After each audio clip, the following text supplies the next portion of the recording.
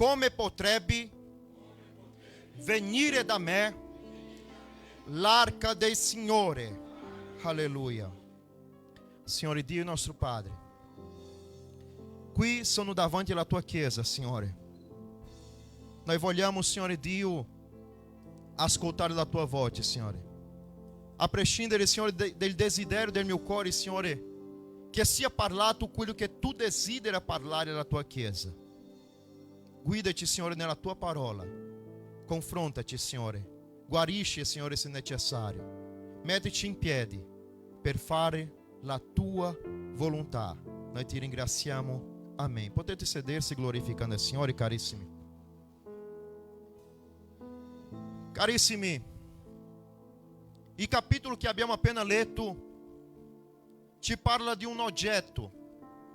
E devo dirvi che questo oggetto è il simbolo più grande della presenza di Dio nel Vecchio Testamento. L'arca dell'alleanza, l'arca del Signore, l'arca del concerto. Questo oggetto, secondo Esodo capitolo 25, era una specie di cassa, con parole semplici cercherò di descrivervi, una specie di cassa larga abbastanza e lunga abbastanza e profonda o sufficienti per contenere dentro di questa cassa tre oggetti. Oggetti questi che hanno segnato la vita del popolo di Israele. Il primo oggetto è il Decalogo, sono i 10 comandamenti della legge di Mosè, la legge del Signore. Il secondo è una porzione del manà, che è il simbolo della provvigione di Dio sulla vita del popolo di Israele. Il terzo oggetto è la verga di Aarone, e la verga che è stata fiorita per rappresentare la chiamata del Signore sulla vita di Aarone nella sua vita sacerdotale. Ma questa cassa, la cosa più importante di questa cassa non è quello che c'è dentro, non è a sua misura, ma è quello che c'è sopra. Sopra questa cassa va un tappo fatto tutto di oro. E sopra questi tappo ci sono 2 cherubini, dal quale i suoi volti guardano verso questa cassa, all'interno di questa cassa. Le sue ali toccano le sue estremità, facendo così un circolo per rappresentare l'alleanza di Dio con il suo popolo. Il capitolo che abbiamo letto, 2 Samuele capitolo 6, parlerà del desiderio, della volontà di Davide di portare questa arca a Gerusalemme. Ma perché questa arca rappresentava la presenza di Dio. Perché quando il Signore ha detto a Mosè di preparare quella cassa, il Signore ha dato una parola a Mosè. Il Signore ha detto a Mosè: io mi assederò in mezzo ai cherubini e parlerò con il popolo. Perciò questa cassa rappresentava una specie di trono di Dio, da quale il Signore veniva e parlava con il popolo. È la rappresentazione massima della presenza di Dio nel Vecchio Testamento. Il desiderio di Davide adesso è riportare l'arca del Signore a Gerusalemme. In poche parole, lui va portare al suo trono il trono di Dio. Perché lui aveva la consapevolezza che lui non poteva guidare il popolo senza la presenza di Dio. E perciò io voglio predicare questa sera giustamente di quello che noi ne abbiamo bisogno, la presenza del Signore. Alleluia. Dice la parola del Signore che Davide ha radunato tante persone, tanti uomini, e ha preso i sacerdoti, figlio di Abinadab, Uzza e Aio. E nel momento che loro stanno portando quell'arca, Davide ha preparato un carro con dei bue per trascinare quella arca. Davide ha messo sopra quel carro e ha iniziato a portare l'arca del Signore. Però dice la parola del Signore che qualcosa è successo. Nel momento che loro sono arrivati nella aia di Acon, l'arca cominciava a pendersi da una parte. Il sacerdote mette la sua mano per evitare che quell'arca cadesse. e quell'uomo è fulminato vivo. E a volte noi ci domandiamo: quante volte noi abbiamo avuto delle esperienze traumatiche dentro della congregazione? Quante volte noi abbiamo avuto esperienze traumatiche anche servendo al Signore? Quante volte noi siamo stati feriti anche davanti alla presenza del Signore? Ma sarà che sbaglio è in quelli che hai desiderio di fare qualcosa di buono? E questo mi rappresenta qualcosa che non è soltanto il fatto di io desiderare adorare il Signore. Non è soltanto il fatto di io voler portare al Signore un'adorazione. Perché il Signore esige delle cose che dobbiamo fare nella sua presenza. Perché il Signore ha delle requisiti, delle richieste che lo fa tramite la sua parola. Perché non posso arrivare davanti alla presenza del Signore di qualsiasi modo. Però Davide, qua nella lettura che abbiamo fatto, si era attristato, è entrato un timore dentro di Davide. Dice la parola del Signore che Davide ritorna a Gerusalemme senza quello che lui desiderava portare. Però l'arca del Signore è stata portata a casa di un uomo che la Bibbia non dice il suo nome. Anche se qualcuno può dire Obed-Edom, ma Obed-Edom significa servo di Edom. Il suo nome non è nominato nella parola del Signore, è qualcuno che è servo. Qualcuno che in poche parole non è soltanto servo, ma è schiavo, perché la parola originale è questa. Come siamo io e te, schiavo di Cristo Gesù. Perché, come dice Paolo, non faccio più la mia volontà, ma faccio la volontà di colui che mi ha chiamato. Alleluia. Obed-Edom riceve la presenza del Signore, l'arca del Signore nella sua casa. E non lo so come nella vostra zona, ma nella mia zona c'è un vicinato che è un po' pettegoli. La teologia non parla, ma io parlo apertamente, che sono 3 tipi di spirito maligno. Sono proprio dei demoni della pettegolezza. Uno che dice mi hanno detto, l'altro mi hanno raccontato, e l'altro che dice ho sentito. E nella vita di Obed-Edom non è stato diverso. E se fosse delle donne, niente contro le donne, la conversazione sarebbe così: amica, tu hai visto cosa è successo? La arca del Signore è entrata nella casa di Obed-Edom. E l'altra amica avrebbe risposto: sì, ho visto, non è che voglio desiderare male, però io credo che tra non tanti giorni i figli di Obed-Edom saranno morti. Io credo che non tra tanti giorni la raccolta di Obed-Edom saranno maledetta. Io credo che lui non riceverà dal Signore niente, perché se anche il sacerdote è stato morto, figuriamoci Obed-Edom. Ma qui va il primo consiglio dello Spirito Santo di Dio: lascia che il Signore conduca la tua vita e lavori nella tua vita. Perché anche se la notizia bugiarda della tua sconfitta è arrivata lontano, perché qualcuno ha raccontato delle pettegolezze, ha parlato su di te, più lontano arriverà la notizia della tua vittoria. Alleluia. Perché Davide venne a sapere che Obed-Edom è stato benedetto.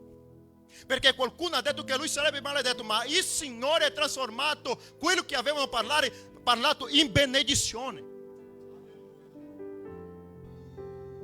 E dice la parola del Signore che Obed-Edom è stato benedetto dal Signore, perché ha ricevuto l'arca del Signore.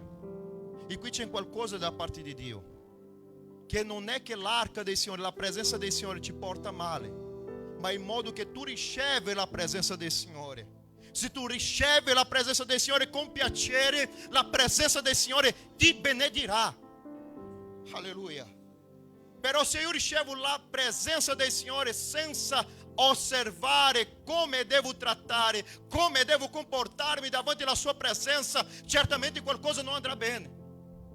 Perché noi abbiamo un Dio zeloso. Perché noi abbiamo un Dio che osserva la nostra vita, la nostra intimità, il nostro comportamento. Ma c'è una moda, Diacono Wesley, che servire a Dio è di qualsiasi modo. Siamo in altre generazioni, altri secoli, la mentalità deve cambiare. Io non sono qui a giudicare i miei fratelli che pensano diversamente di me. Però c'è un comportamento nell'adorazione al Signore, c'è un comportamento nel servire a Dio. E voglio qui aprire un parentesi, carissimi, che l'arca del Signore è stato nella casa di Obed-Edom, gli ha benedetto. Soltanto 3 mesi il Signore gli ha benedetto. Ma prima di arrivare l'arca del Signore nella casa di Obed-Edom, questa arca è stata nella casa dei sacerdoti Abinadab per 20 anni. La Bibbia non parla che è successo nessun miracolo. La Bibbia non mi dice che è stata nessuna benedizione sulla casa dei sacerdoti. E noi ci domandiamo, ma sarà che il Signore fa differenza tra persone? Magari piaceva di più Obed-Edom che i sacerdoti. Lo Spirito Santo parla questa sera. Non è che il Signore ha fatto separazione, ma è il pericolo del tempo. Qual è il pericolo del tempo? Il tempo, lui è buono, perché lui matura il frutto. Ma se il tempo è troppo, lui può anche marcire il frutto. Pastore, spiegami meglio questa storia. L'arca era nella casa dei sacerdoti.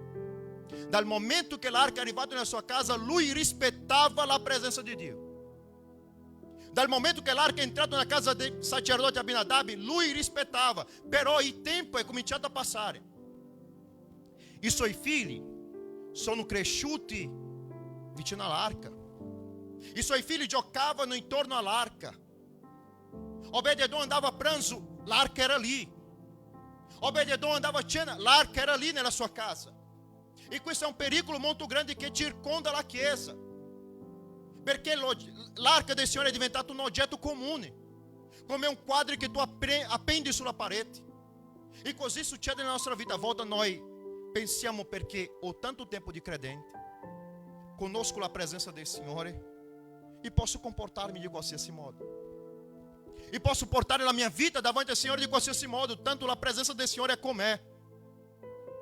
E quando le cose camminano per modo storto, noi ci lamentiamo con Dio. Diciamo, Signore, sono tuo servo. Signore, sto servendo a te. Perché questo mi è successo? Ma perché il tempo che doveva maturare il frutto, tante volte fa marcire tanti credenti. Pastore, questa parola è molto dura, ma tante volte è così. Non è il modo che tu stai davanti alla presenza, ma è il valore che tu dà alla presenza. È il valore che tu stai dando alla presenza del Signore.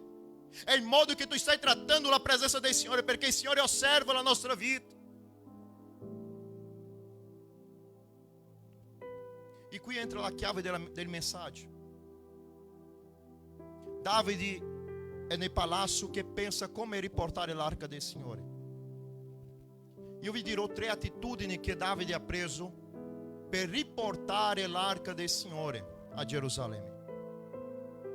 La prima attitudine che Davide ha preso è stato obbedire, perché sicuramente Davide ha letto Numeri capitolo 12, che dice come l'arca del Signore deve essere portata. Probabilmente tu non lo sai questo, ma mi permettete di spiegarvi. Solo chi poteva portare il tabernacolo, perché i tabernacoli erano mobili, erano portatili, erano la tribù di Levita, dei Levita. Però magari tu non sai questo, ma la tribù di Levita avevano 3 famiglie: la famiglia di Gerson, la famiglia di Merari, che erano i Merariti, la famiglia di Coati, che erano i Coatiti. Il Signore dice a Mosè che solo chi poteva trasportare le cose dei templi o dei tabernacoli che erano mobili era la tribù di Levi. Però la famiglia di Gerson doveva portare tutti i pezzi dei tabernacoli, la famiglia anche di Merari doveva portare tutto ciò che era dei tabernacoli. Ma quando il Signore arriva per dire questo a Mosè, dice: tu darai bue e dei cari per portare le cose del tabernacolo. Ma quando arriva nel momento che toccava a Coati, il Signore dice: a Coati tu non darai nulla, ai coatiti tu non darai nulla, né carro e né bue per portare le cose, perché loro appartiene di portare le cose santissime. Immaginiamo la situazione disuguale nel deserto. I gersoniti sono sopra i carri portando le cose del tabernacolo, e magari i coatiti guardano verso i gersoniti e vedono che loro stanno bene, seduti sui carri, sugli animali, e riportano le cose, mentre i coatiti stanno portando le cose santissime sulle spalle. Gli operai, voglio dirvi questo a voi: spalla nella Bibbia significa responsabilità. Ma perché, pastore Davide, l'arca era sopra i carri quando Davide ha preso l'arca? Perché tanti di noi vogliamo avere il privilegio della presenza, ma non vogliamo avere la responsabilità di portare la presenza di Dio. Alleluia. Vogliamo stare tranquilli, ma non vogliamo avere la responsabilità.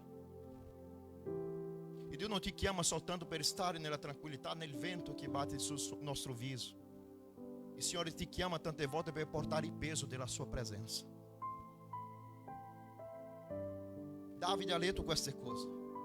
L'arca non può essere portata sui carri, l'arca non può essere trascinata su bui.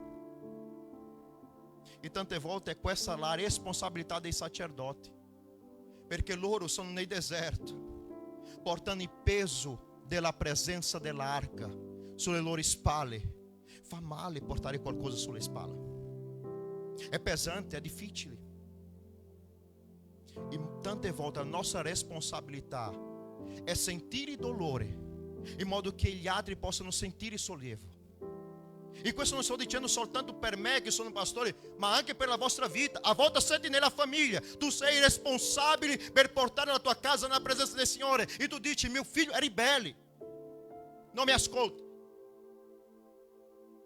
E tante volte tu vai supportare il dolore in modo che tuo figlio possa avere la tranquillità e il sollievo su di lui. Mio marito è complicato, mio marito è difficile. Però tante volte tu che sei donna dovrai supportare il peso della presenza di Dio, in modo che il tuo marito possa arrivare a capire che il tuo dolore è in modo che lui possa avere sollievo davanti al Signore. Perché la Bibbia che dice: se il marito non è santificato e la donna serve al Signore, lui è santificato perché la donna serve al Signore. E così anche se l'uomo serve al Signore. Davide ha capito che obbedendo la parola del Signore poteva riportare l'arca del Signore a Gerusalemme. Però Davide adesso non fa soltanto delle feste davanti all'arca. Davide dice la parola del Signore che lui ha preso un efodi sacerdotale, si è vestito come qualcuno che porta la presenza. E questo non vuol dire della vestimenta, tante volte questo non vuol dire nulla, ma è quello che tu porta dentro, la tua reverenza alla presenza del Signore. È come tu ti comporti davanti al Signore. E nel momento che Davide comincia a portare l'arca, dice la parola del Signore che ogni 6 passi lui erigiva un altare e adorava al Signore. Ogni 6 passi lui si fermava, preparava l'altare e adorava il Signore. Alleluia. Perché lui aveva capito che solo in adorazione la presenza può arrivare, la presenza può scendere dal momento che io adoro il Signore. E qualcuno può anche dire: ma Davide, così ti vorrà tanto tempo arrivare in Gerusalemme? Perché erano 6 chilometri arrivare a Gerusalemme, perciò ti voleva tutta la giornata. Se andasse avanti così, 6 passi, ferma e monta l'altare e adora il Signore. Ma lui magari ha detto dentro di sé: possa piegarti tanti giorni, tanti tempo, ma del primo momento che ho sbagliato, ho capito che non è del mio modo, ma è del modo che gradisce il Signore. È questo che è servire a Cristo. Non è fare la mia volontà, ma è fare la volontà del Signore, quello che gradisce il Signore. Alleluia. Quando io capisco che io devo abbandonare il mio volere per fare il volere di Cristo, che io capisco che devo abbandonare la mia comodità per portare il peso della responsabilità. Alleluia. Alleluia. Secondo attitudine di Davide è stato questa: adorato al Signore. Prima lui ha obbedito, secondo lui ha adorato il Signore. E qual è stato il terzo punto, pastor Davide, dell'attitudine di Davide? Lui ha preparato un luogo, perché ricevere la presenza del Signore non è così difficile, ma è difficile fare con che lei rimanga nella nostra vita. È difficile fare che lei possa restare sulla nostra vita, la presenza di Dio. Tu cammina, tu dici: guarda quell'uomo, guarda quella donna, loro hanno la presenza di Dio sulla loro vita. È difficile fare restare la presenza di Dio. Davide aveva capito questo. Cosa ha preparato Davide? Ha preparato un luogo. Alleluia. Ha preparato un luogo, e questo luogo era chiamato la tenda di Davide.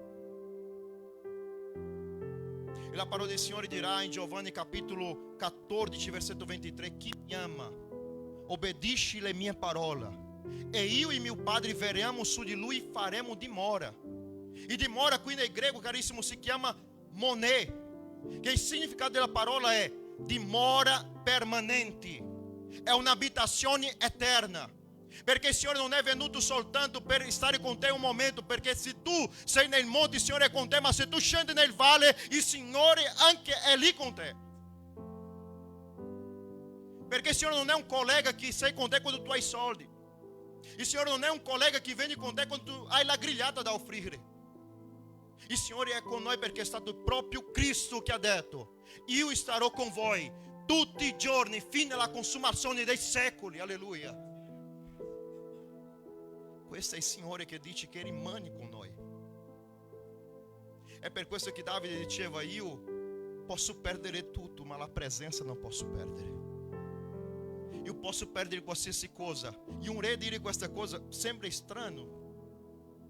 Signore, togli tutto della mia vita, ma non togli la tua presenza. Quanti di noi siamo arrivati dal Brasile e non avevamo nulla, e oggi il Signore ci ha dato tutto. E a volte ci stiamo abbracciando con tutto quello che noi abbiamo e stiamo lasciando da parte la presenza del Signore. Quante volte noi stiamo abbracciando tutto quello che il Signore ci ha dato nella nostra mano e stiamo lasciando da parte la vita di comunione con il Signore, di cercare la sua presenza. E a volte quando il Signore chiude la porta, tu dici: cosa sta succedendo? Perché tu vuoi il privilegio della presenza, ma non vuoi sopportare il peso della responsabilità. Davide ha preparato una tenda, e la parola qui è proprio questa, la tenda di Davide. E per esemplificare meglio questa parola, carissimi, io posso anche rischiare di dire questo, ma il Signore è il luogo che Lui più ha adorato e amato di stare, è stato nella tenda.